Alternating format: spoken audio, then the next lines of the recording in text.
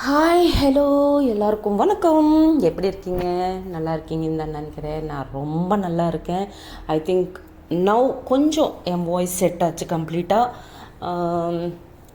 I think எல்லோரும் எபிசோடுக்காக ரொம்ப ஈகராக wait பண்ணுறீங்கன்னு நினைக்கிறேன். Okay, welcome back to our channel love and pride. நீங்கள் கேட்குறீங்க புனர்ஜென்மா, த ரீபர்த்.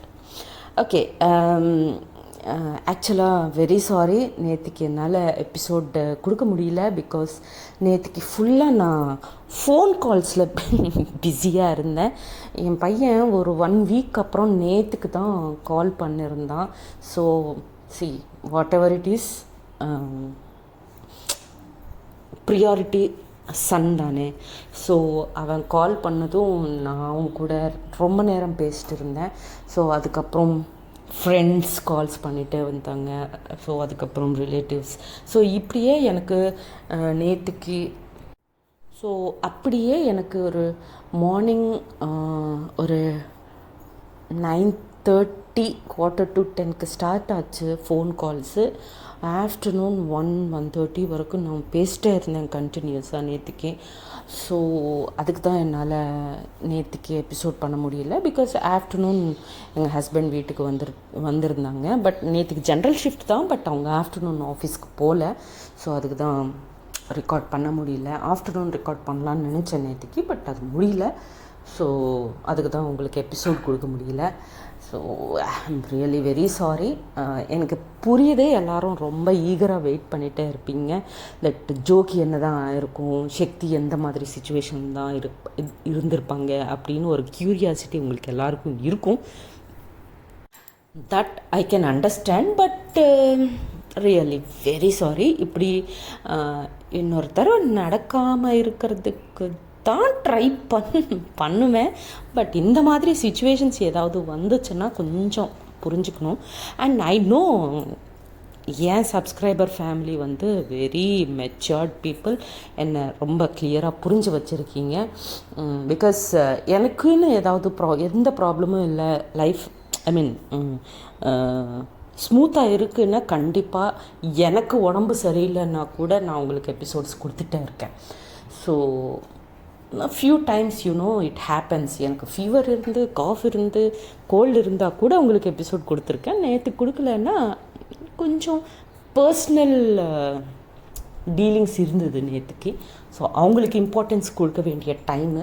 ஸோ அதுக்கு தான் ஐ couldn't give you episode yesterday. Okay, so அப்பா ரொம்ப நேரமாக உங்ககிட்ட சாரி கேட்டுட்டேன். I hope you all understand. And now let's get into the story. So previous episodeல நம்ம என்ன பார்த்தோம்னா,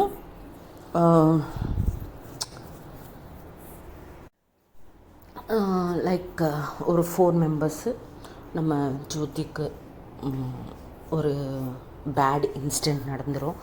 ஸோ அது அங்கே அந்த இன்சிடெண்ட்டுக்கு அப்புறம் சக்தி ஜோவை ஹாஸ்பிட்டல் ஷிஃப்ட் பண்ணுவாங்க.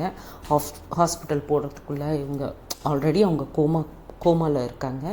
அண்டு இதுக்குள்ளே அவங்க சக்தி ஜோ பேரண்ட்ஸ்க்கு, சக்தி பேரண்ட்ஸ்க்கு இன்ஃபார்ம் பண்ணுவாங்க. And at the same time அவங்க கூட ஒர்க் பண்ணுற எஸ்ஐ, கான்ஸ்டபிள் எல்லாருக்கும் இன்ஃபார்ம் பண்ணுவாங்க. அண்ட் எல்லோரும் ஹாஸ்பிட்டலுக்கு வந்துடுவாங்க. அண்டு ஜோக்கு ட்ரீட்மெண்ட் ஸ்டார்ட் ஆயிரும். ஸ்டார்ட் ஆனதுக்கப்புறம் டாக்டர் வெளியே வந்துட்டு, சாரிம்மா we tried a lot, but அவங்க பல்ஸ் ரேட்டு ரொம்ப கம்மியாக இருக்குது. ஸோ அது மூலமாக எங்களை அவங்க ஒரு 24 hours டைம் கொடுக்குறோம். பட் ஆல்ரெடி அவங்க கோமாவில் தான் இருக்காங்க. பட் ஒரு 24 hours அப்சர்வ் பண்ணி பார்க்கலாம். ஏதாவது இம்ப்ரூவ்மெண்ட் வந்துச்சுன்னா ட்ரீட்மெண்ட்டை ஸ்டார்ட் பண்ணலாம் அப்படின்ட்டு சொல்லுவாங்க. ஸோ எல்லோரும் அந்த 24 hours எவ்வளோ க்ரூஷியஸ் அன்னது இப்போ ஸ்டார்ட் ஆகும். ஸோ வாட் நெக்ஸ்ட்னதை இப்போ பார்க்கலாம். ஸோ சக்தி அந்த கிளாஸ் டோர் கிட்டேயே ஜோவை பார்த்துட்டே இருப்பாங்க. அட்லீஸ்ட் அவங்க வாட் யூ சே தட் பிளிங்க்கு கூட பண்ணாமல் அப்படியே ஜோவை பார்த்துட்டே இருப்பாங்க. பிகாஸ் பிளிங்க் பண்ணாலும் அந்த செகண்டில் நான் ஏதாவது மிஸ் ஆயிடுவேனோ, ஏதாவது ஒரு சின்ன மூமெண்ட் கொடுத்தாலும் ஜோ நான் பார்க்கலன்னா அப்போது அது இன்னொரு ரகமாக போயிருமோ அப்படின்ட்டு அந்த பயத்தில் அப்படியே ஜோவை ஒரு சின்ன ஐ பிளிங்க் கூட பண்ணாமல் பார்த்துட்டே இருப்பாங்க. தண்ணி குடிக்க மாட்டாங்க, அட்லீஸ்ட் ஒரு காஃபி எதுவும் இல்லை. அங்கேருந்து ஒரு சின்ன மூமெண்ட்டு கூட கொடுக்காம அப்படியே நின்றுட்டே இருப்பாங்க சக்தி. அவ்வளோ பைத்தியம் ஜோன்னா சக்திக்கு.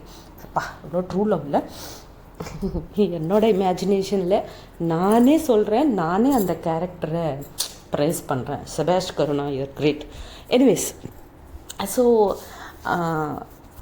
அவ்வளோ பாசம் மேலே அப்படியே நின்றுட்டே இருப்பாங்க. ஜோ பேரண்ட்ஸ் கூட வந்து சொல்லுவாங்க, இல்லைம்மா நீ கொஞ்சம் நேரம் உட்காரு, அட்லீஸ்ட் ஒரு காஃபியாவது சாப்பாடுமா, நான் இங்கே இருந்து நான் பார்த்துக்கிறேன், அப்போ ஒரு 1 hour ஆகுது உட்காருமா, எவ்வளோ நேரமாக நீ நின்றுட்டே இருக்க அப்படின்ட்டு ஜோ மதர் கூட சொல்லுவாங்க, சக்தியோட மதர் கூட சொல்லுவாங்க. பட் யார் எது சொன்னாலும் அவங்க அங்கேருந்து அட்லீஸ்ட் ஒரு சின்ன ஸ்டெப்பு கூட மூவ் பண்ண மாட்டாங்க, அப்படியே பார்த்துட்டே இருப்பாங்க ஜோவை. ஸோ இப்படி போயிட்டே இருக்கும். அப்படியே ஒரு 24 hours ஃபினிஷ்டு. 25, 26, 27 hours போயிடுச்சு.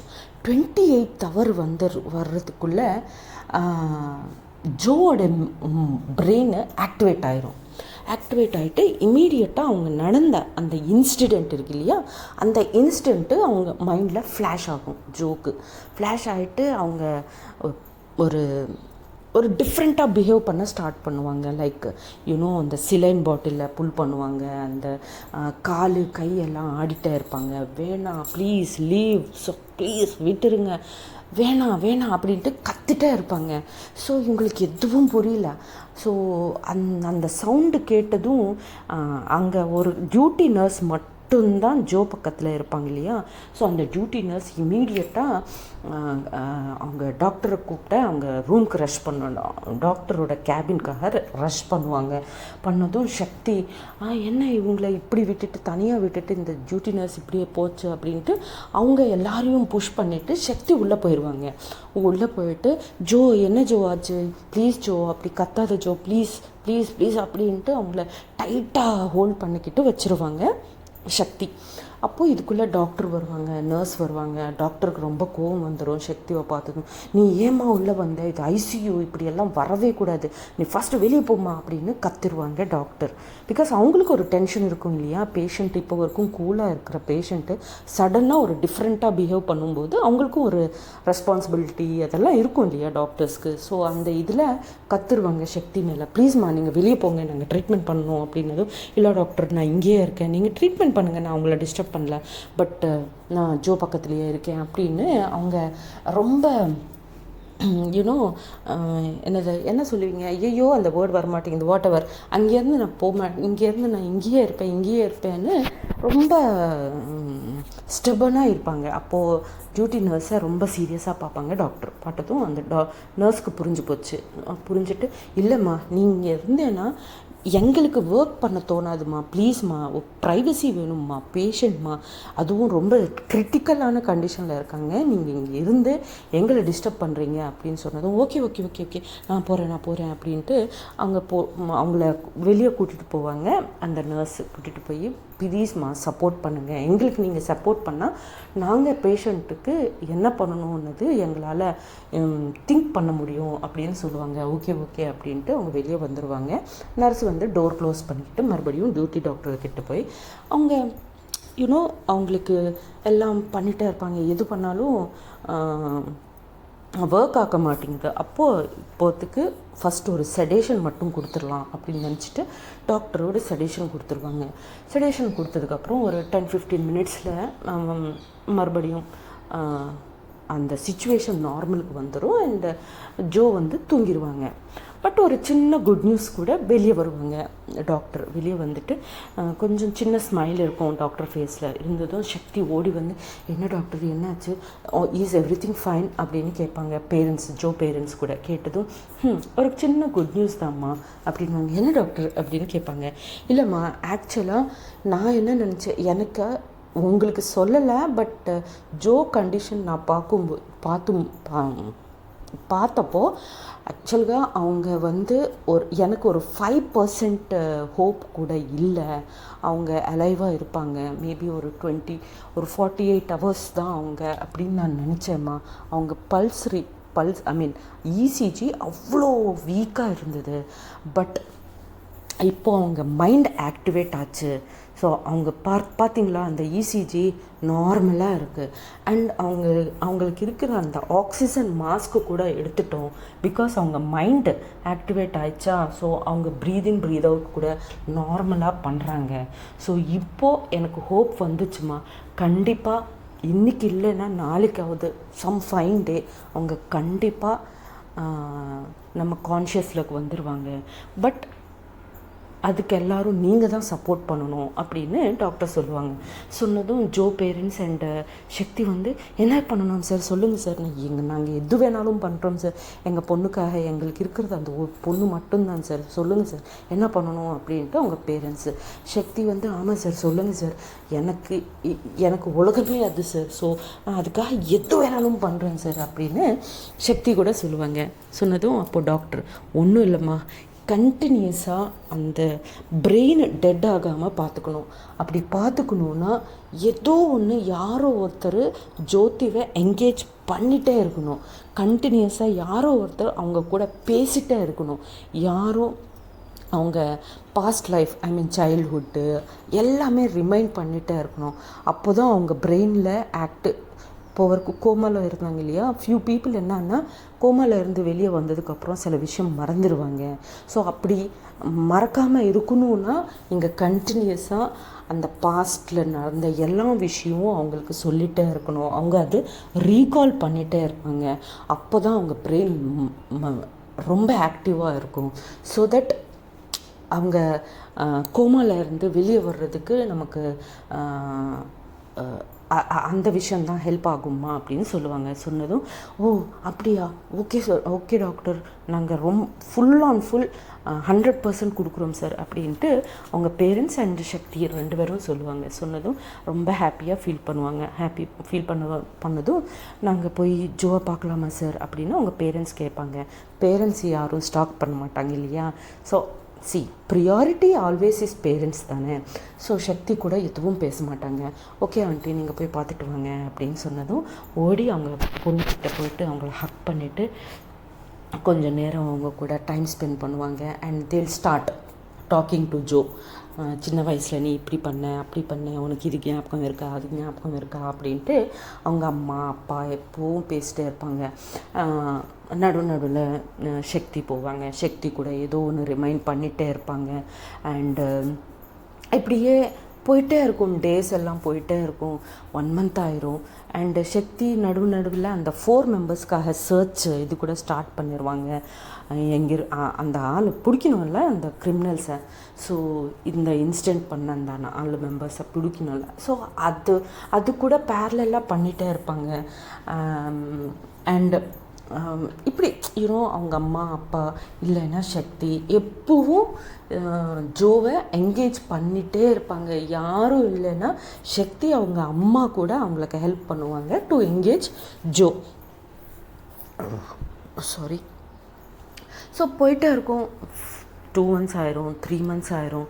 இப்படி போயிட்டே இருக்கும். ஒரு நாள் சக்தி வந்து she will start talking like this.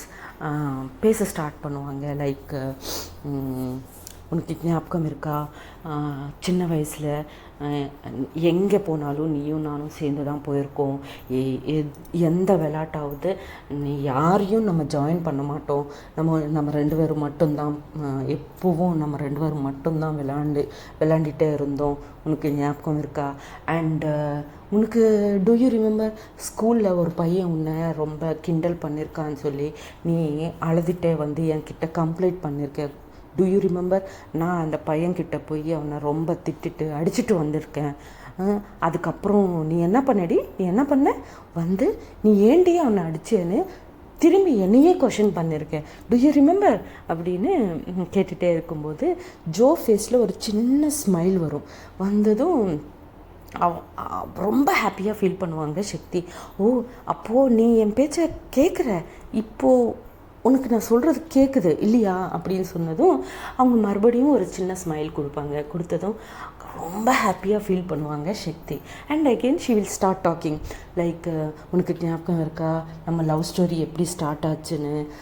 நீ அன்னைக்கு நீ ஒயிட் சுடிதார் போட்டிருக்க, ரெட் கலர் சுன்னி, மேட்சிங் இயர்ரிங்ஸ், பேங்கிள்ஸ் எல்லாமே இன்னும் ஒரு எவ்வளோ பியூட்டிஃபுல்லாக இருந்தேன்னா, நான் அப்போ வரைக்கும் உன்னை அப்படி பார்த்ததே கிடையாது. அப்போ வரைக்கும் நீயும் நானும் பெஸ்ட்டு ஃப்ரெண்ட்ஸாக தான் இருந்தோம். பட் அன்றைக்கி என்ன ஆச்சுன்னு எனக்கு தெரியாது.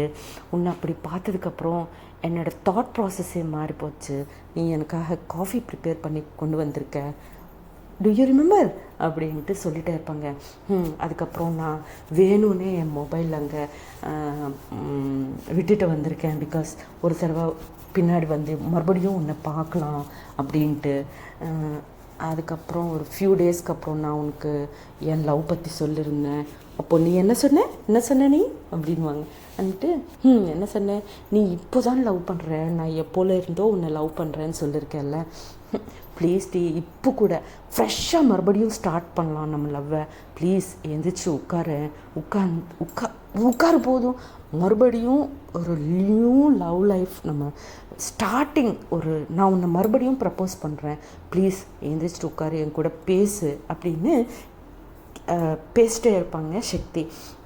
அண்ட் உனக்கு ஞாபகம், அண்ட் இப்படியே பேசிட்டே இருக்கும்போது மறுபடியும் உனக்கு ஞாபகம் இருக்கா, எனக்கு ஜாப் வந்ததுக்கப்புறம் நான் யூனிஃபார்ம் போட்டு ஃபர்ஸ்ட் டைம் உன் வீட்டுக்கு வந்தேன், என்ன எவ்வளோ கிண்டல் பண்ணியிருந்தேன் நீ என்னடி இப்போ வரைக்கும் ரொம்ப ஜாலியாக இருந்தேன், உன் ஃபேஸ் எப்பவும் ஹாப்பியாக இருந்தது, இன்றைக்கி என்ன உம்மன் ரொம்ப சீரியஸாக இருக்குது, யூனிஃபார்ம் போட்டதும் அந்த சீரியஸ்னஸ் வந்துச்சோ அப்படின்னு எவ்வளோ கிண்டல் பண்ணியிருக்கேன் நீ என்ன.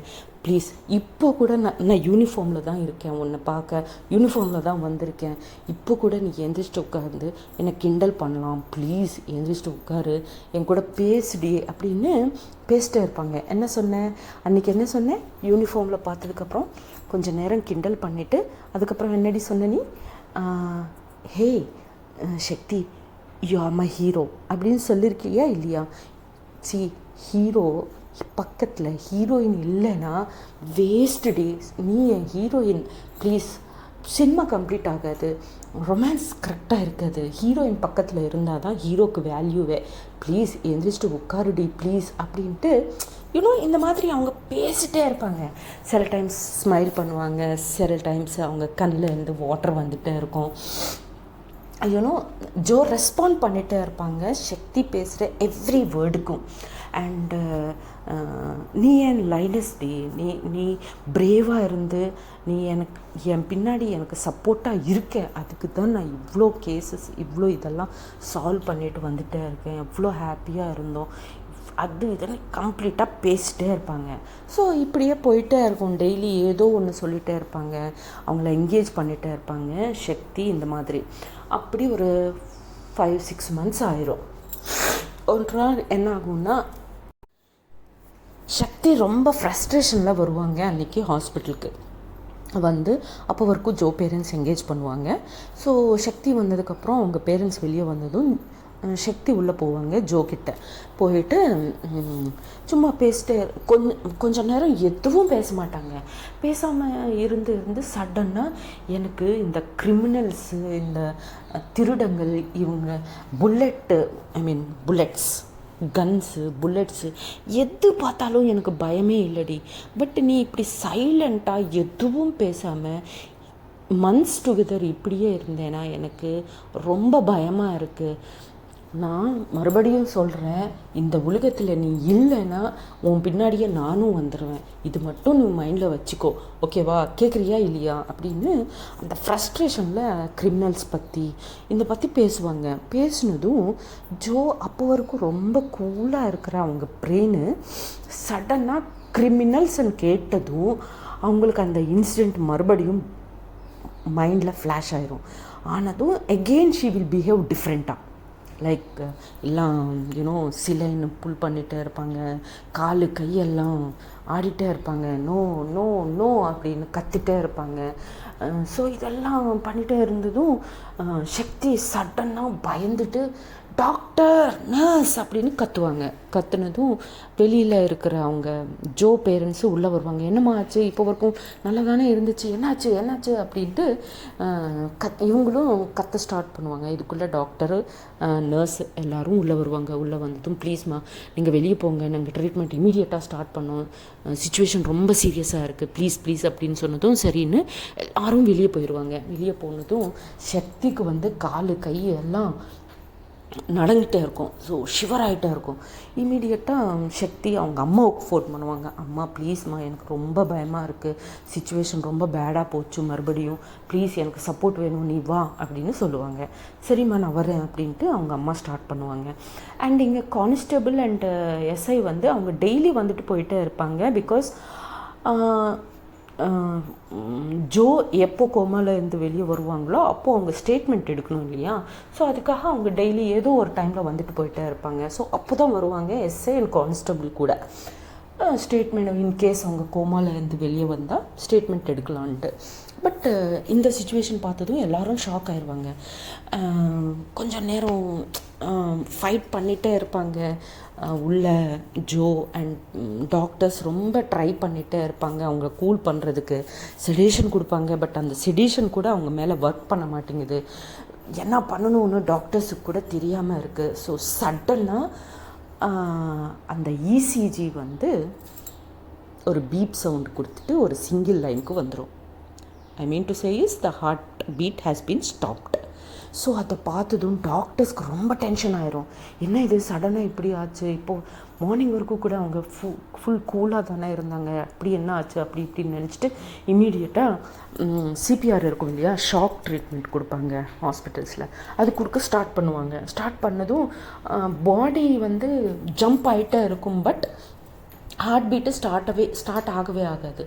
ஸோ இப்படி கொஞ்சம் நேரம் ட்ரை பண்ணுவாங்க. கொஞ்சம் நேரம் ட்ரை பண்ணதுக்கப்புறம் அவங்களால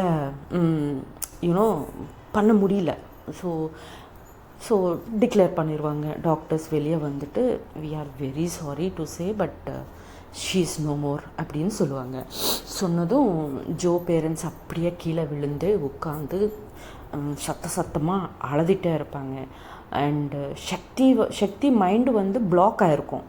என்ன இவங்க இப்போ வரைக்கும் நல்லா தானே இருந்தாங்க, என் கூட நல்லா தானே பேசிட்டே இருந்தாங்க, சடனாக இப்படி எப்படி சொல்லுவீங்க நீங்கள், உங்களுக்கு ஏதோ மிஸ்லீட் ஆச்சு, நான் போய் ஜோதிக்கிட்ட பேசுகிறேன், அவள் என்னை விட்டுட்டு எங்கேயும் போக மாட்டாங்க, எனக்கு தெரியுது அவங்க இன்னும் உயிரோடு தான் இருக்காங்கன்னு, என்னென்னமோ பேசுகிறீங்கப்பா நீங்கள் அப்படின்ட்டு இவங்கள எல்லாரையும் புஷ் பண்ணிவிட்டு ஐசியூக்குள்ளே ஓடுவாங்க. So what next?